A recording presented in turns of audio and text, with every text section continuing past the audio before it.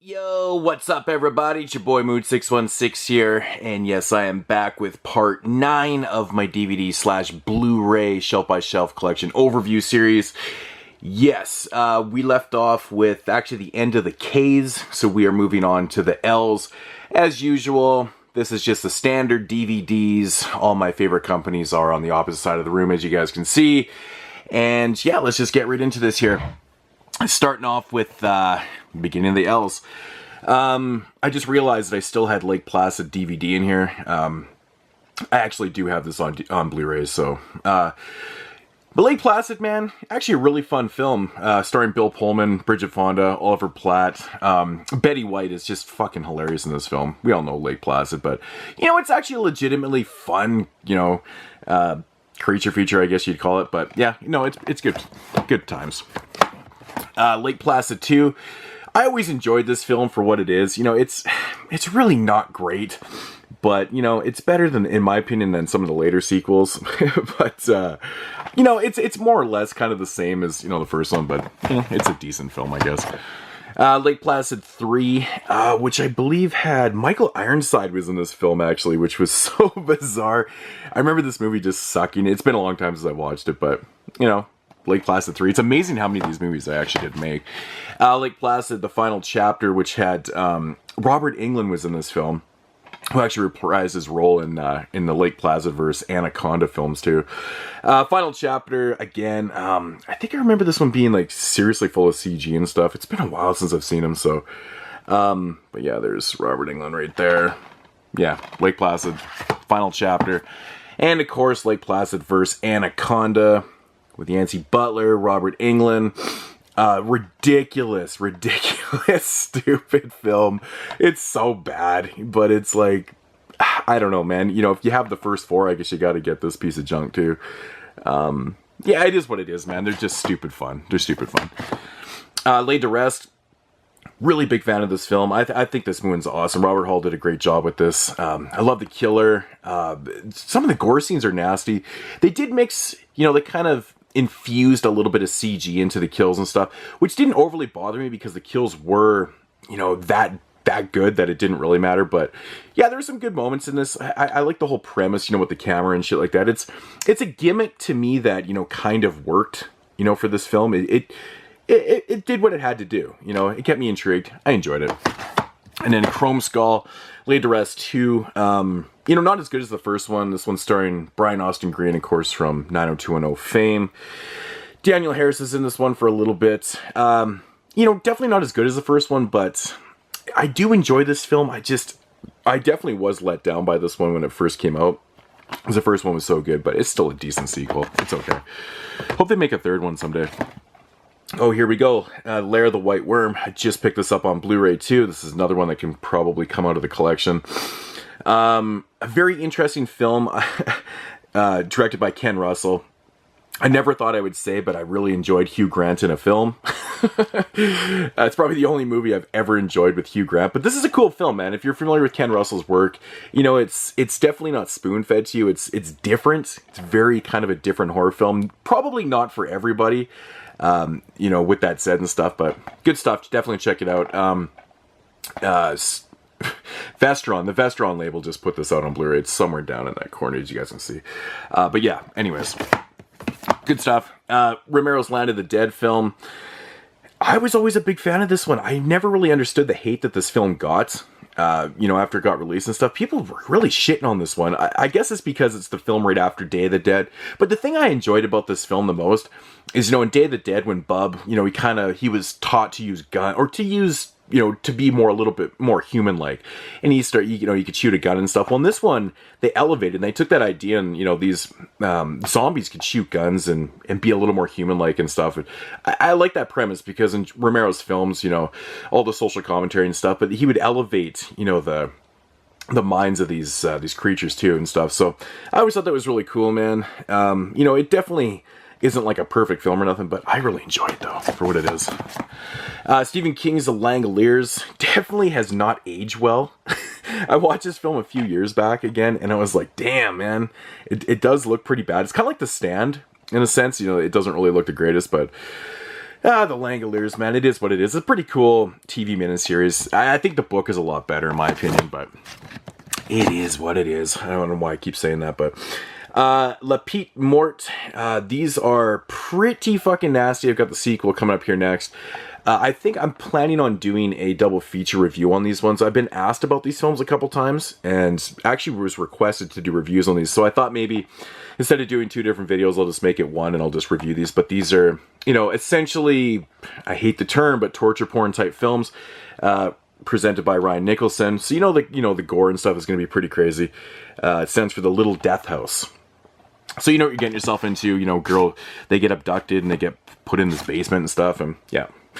La Petite Mort 2, the nasty tapes. It's more of the same. But yeah, I'll get into the reviews and stuff. So if you're into this kind of extreme torture, gore films and stuff, you know, it is what it is. Again, why do I keep saying that? It's fucking stupid.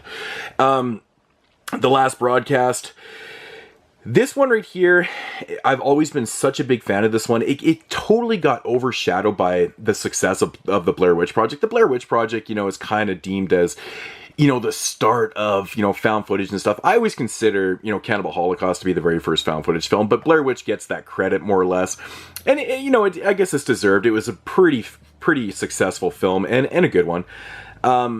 The Last Broadcast came out, I believe, a year and a half before the Blair Witch. It's found footage film. Really good shit, man. I love this story, man, you know, based on the Jersey Devil.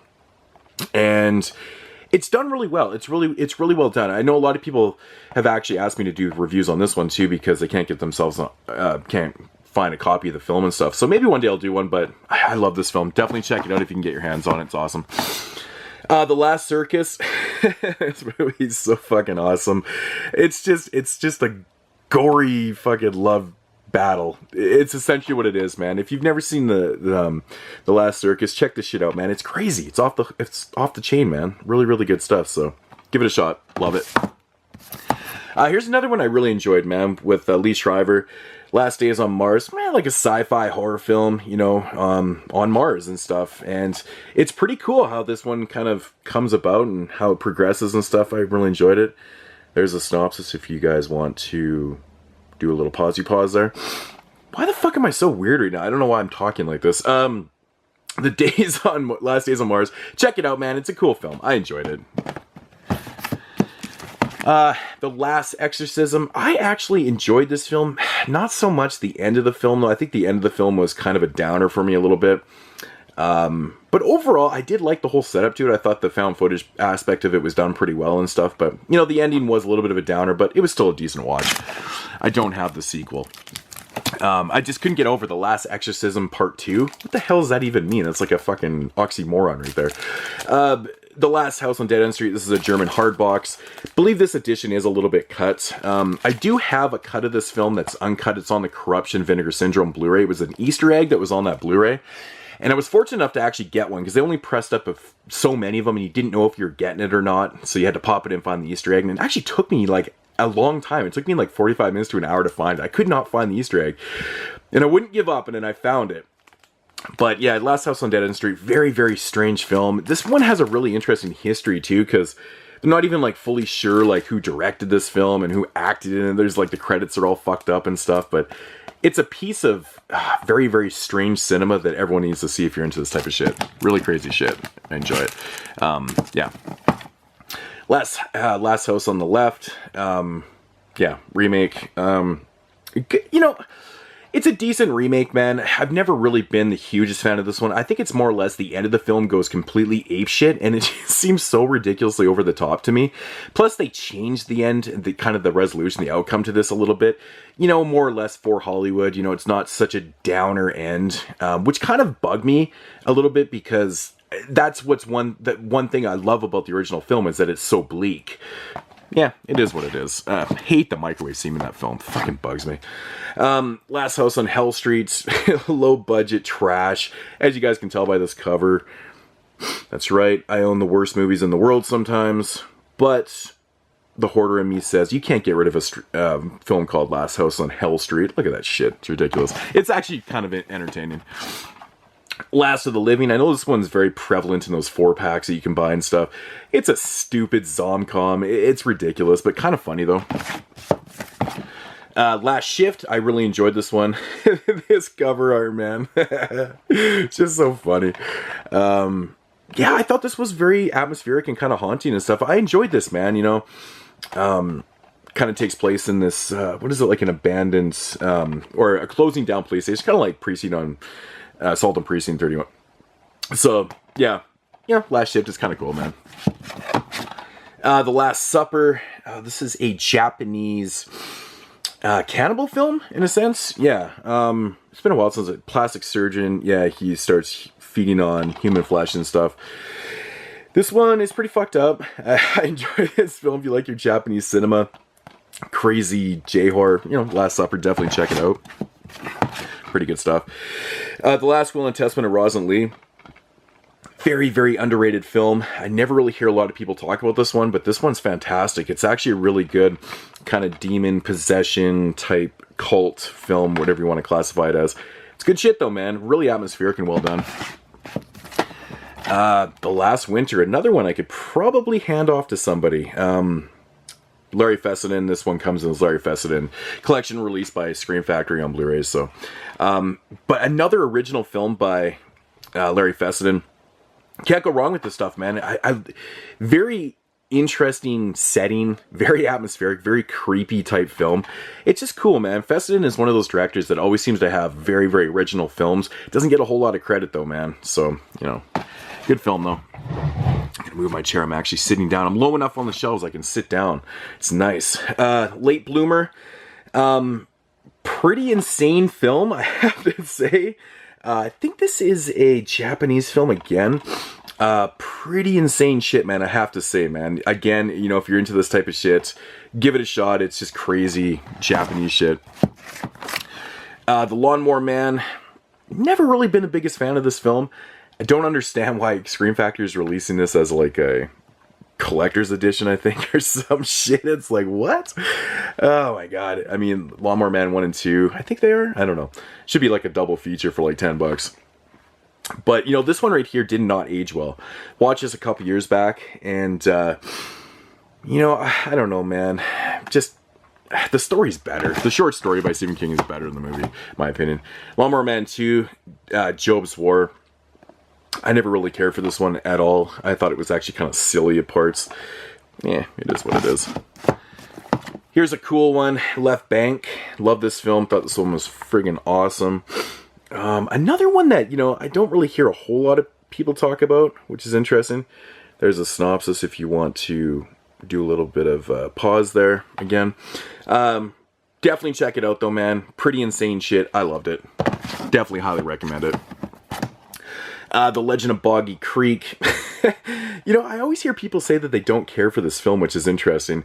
You know, it's done documentary style, but it's more mockumentary. It's not really, it's, you know, based on a true story. They say it's based on a true story. I don't know. But I like the way this film is shot and the way it's done. You know, it just needs to have a good release. Like, all the releases of this film look like shit. And I think that's probably contributing to the reason why people don't really care for this film that much. I've never seen, like, a good print of it. So, Legend of Boggy Creek, pretty famous for what it is, Bigfoot style. The Legend of Hell House, speaking of classic films, this is one of the best paranormal investigative films ever done. This came out in, I want to say like 1973 or 74 or something like that. I can't quite remember. PG rated film, fantastic stuff. I mean, this film probably wouldn't be rated PG nowadays, maybe PG-13, I don't know. The Legend of Hell House, really great stuff though, man. If you're into that investigative, this is how they do it. This is how they do it right. Good stuff. The Legend of Wasco. Now, I believe this film right here was made because of that phenomenon on YouTube and stuff of people, you know, dressing up as clowns and shooting, you know, these clowns in certain spots and shit. And they end up making a whole film of this, you know, based on that whole YouTube legend and shit like that. This one, definitely, I think with more of a budget and more of a better story, it could have been a better film, but it's not really a great film at all.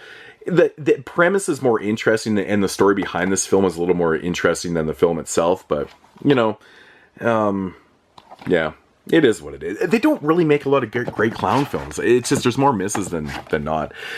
Original Leprechaun, you know what?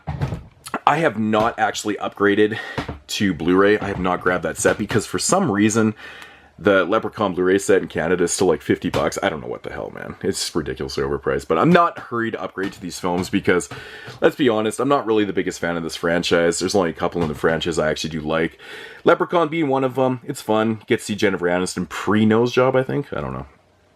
But yeah, Leprechaun, we all know about it. It's fun. The pretty fun sequel, Leprechaun 2.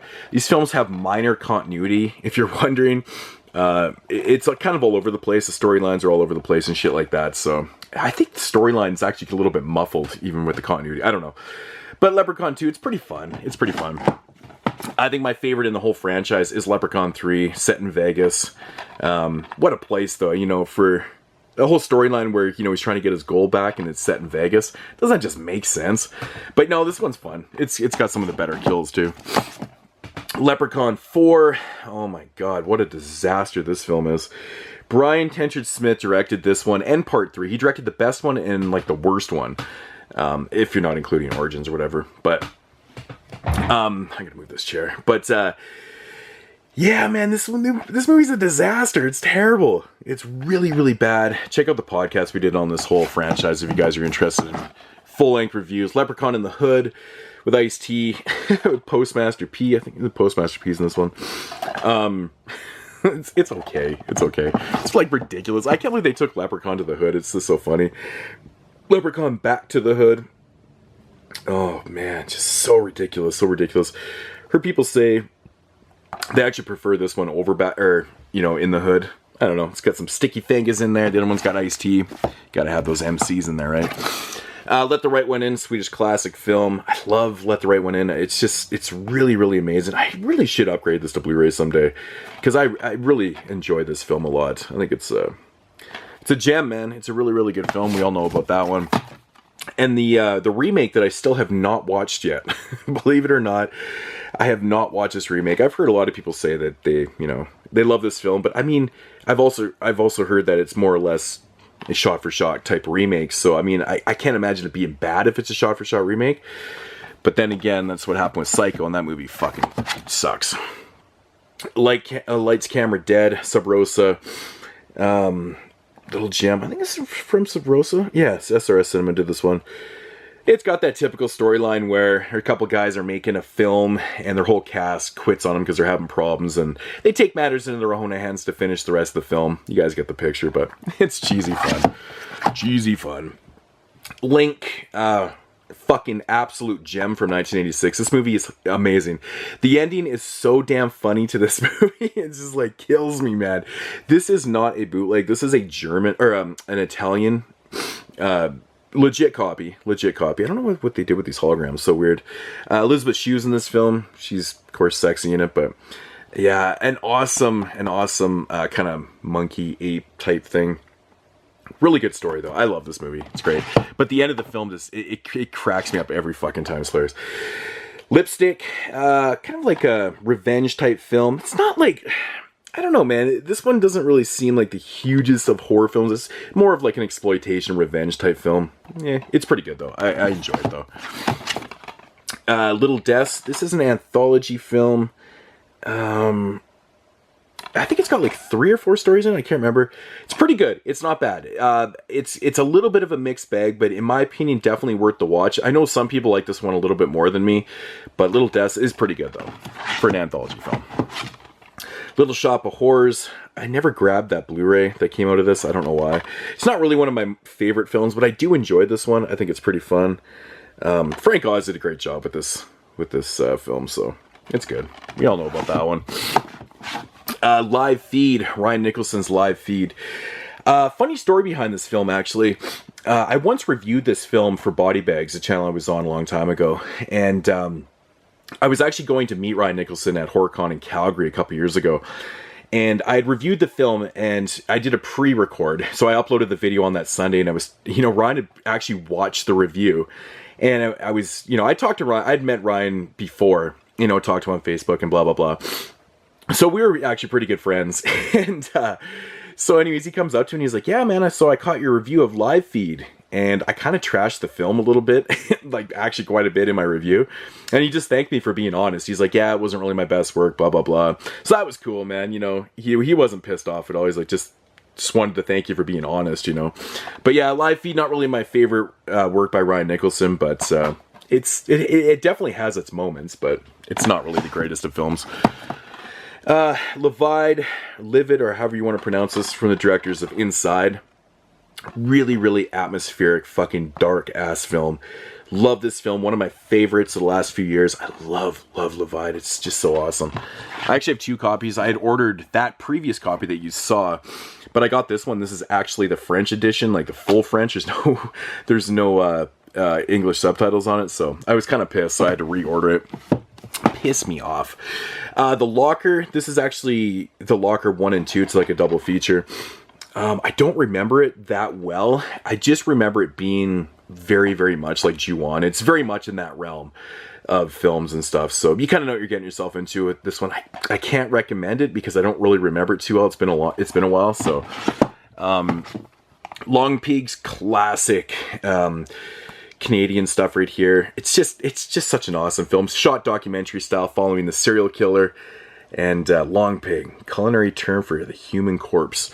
There's some awesome scenes in this film where, you know, the documentarian, he's like talking to this cannibal slash, you know, serial killer or whatever, and he's showing him how to, you know, chop up a body. It's just fucking phenomenal. Really, really good stuff. If you've never seen Long Pigs, check it out.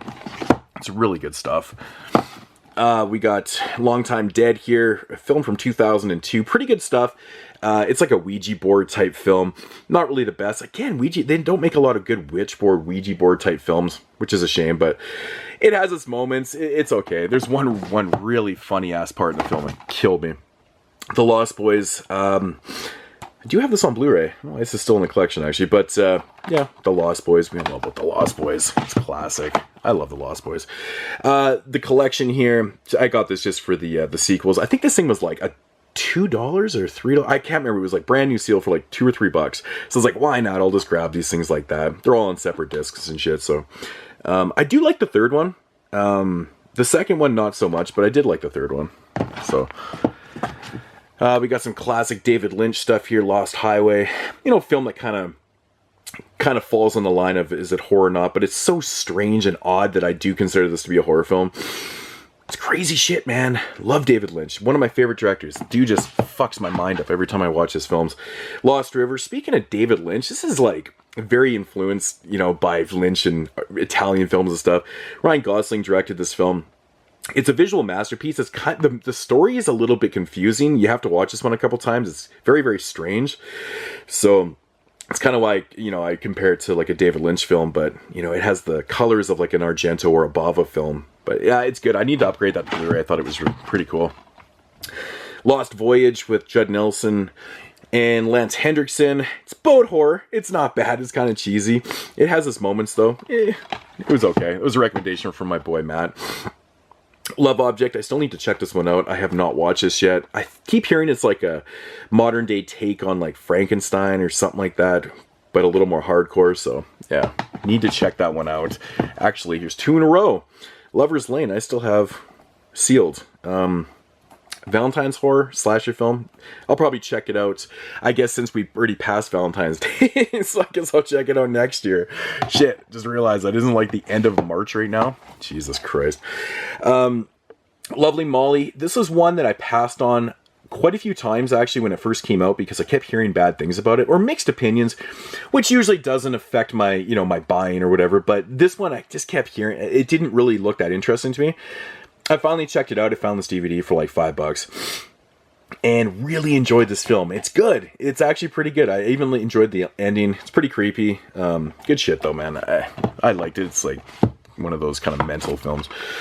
Lumberjack Man, part of the newer 8 Films to Die For. Did not care for this one whatsoever. I think I did a full-length review on my channel somewhere, so if you want to hear me bash it, go to that review. Check it out. Lumberjack Man, not really the greatest. Didn't really care for it. But this one right here, Macabre, this is a Indonesian film. Just fucking amazing. This cannibal family, they kill a bunch of people, lots of gore, lots of great action in this. Phenomenal. check out Macabre. It's just awesome. You can tell I bought this as an X rental because it tells you it's subtitled. Like I always say, people, don't be lazy. Read your film. You'll enjoy it. It's awesome. What do we got here? Machine Head.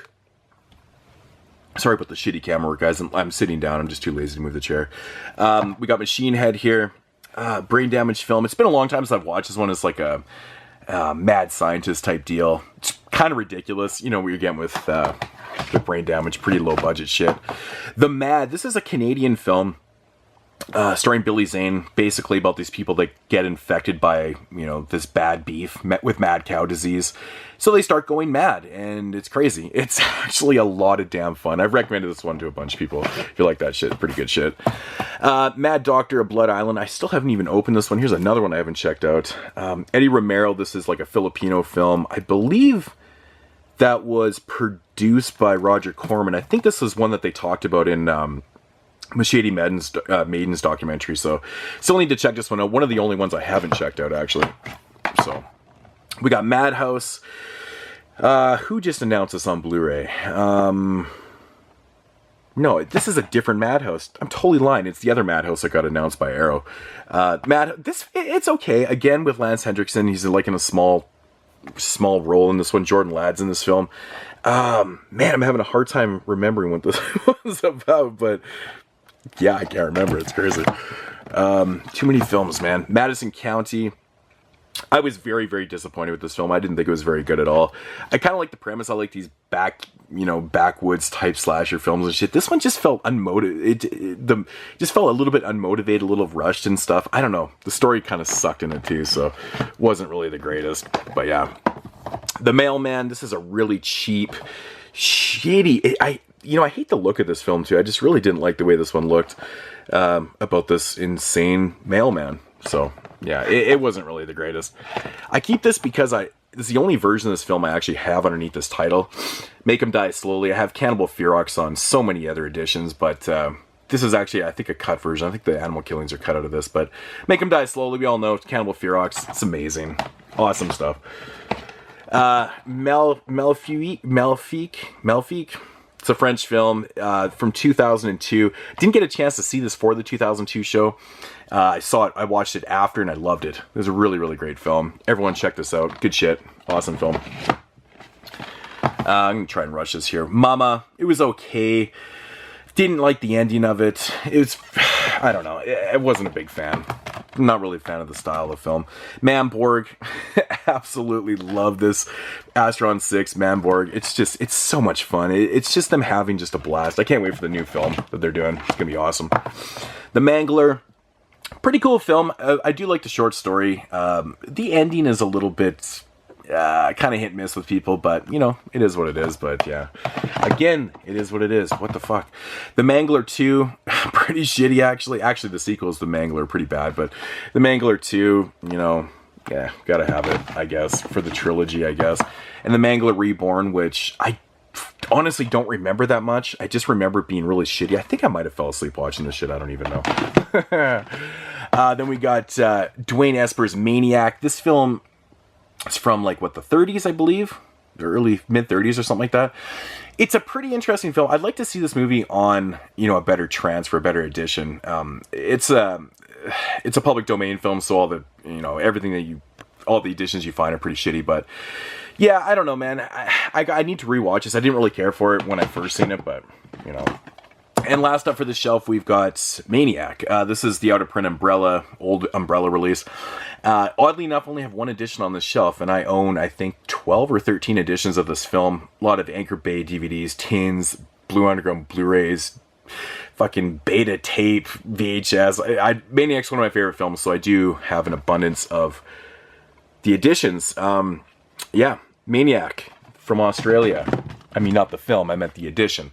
But yeah, anyways, guys, that's going to do it for that shelf, and I did get it under 30 minutes, so that's cool, and I will check you guys later with episode 10, which is going to be starting with a film called Maintenance.